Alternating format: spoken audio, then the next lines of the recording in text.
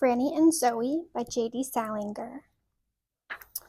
Franny and Zooey is by J.D. Salinger, a famous writer who sadly stopped publishing after John Lennon's murder.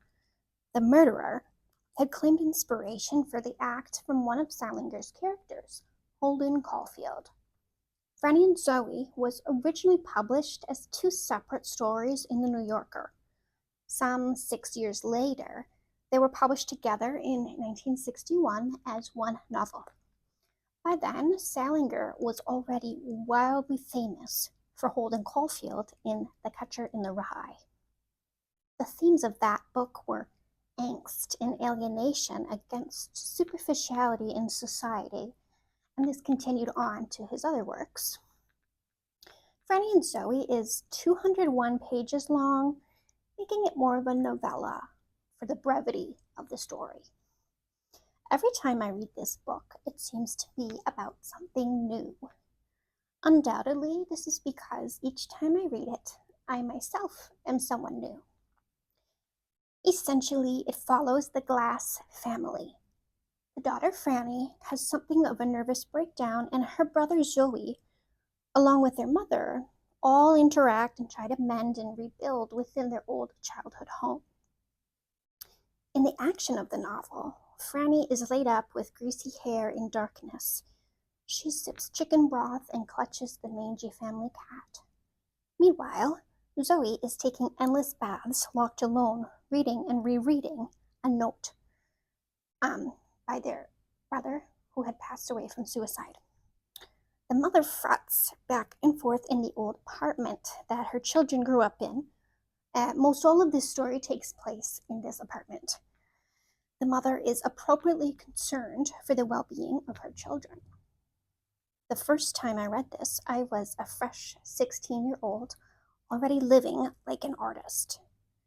I fell in love with their eccentric family.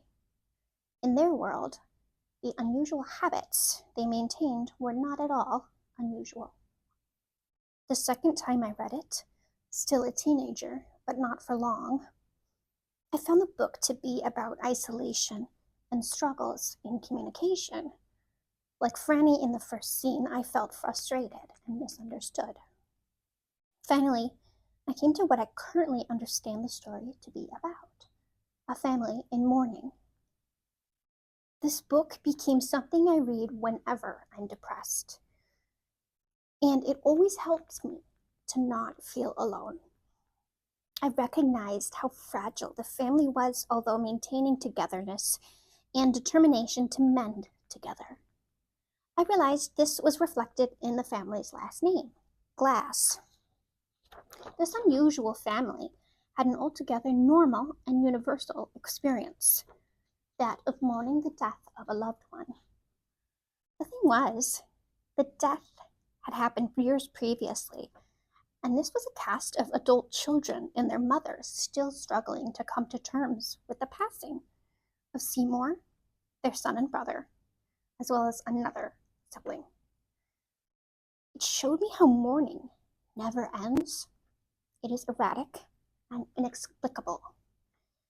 Through their determination to continue together as a family, I realized some things will never be okay. It's not okay to lose a loved one, but it's okay that it's not okay. This book is special to me because of all the versions of myself it's experienced and encompassed, like an ongoing dialogue through youth and mourning. I recommend it to anyone in mourning or depression, and to all teenagers. And the funny thing is, every time I read it, I cannot remember how it ends.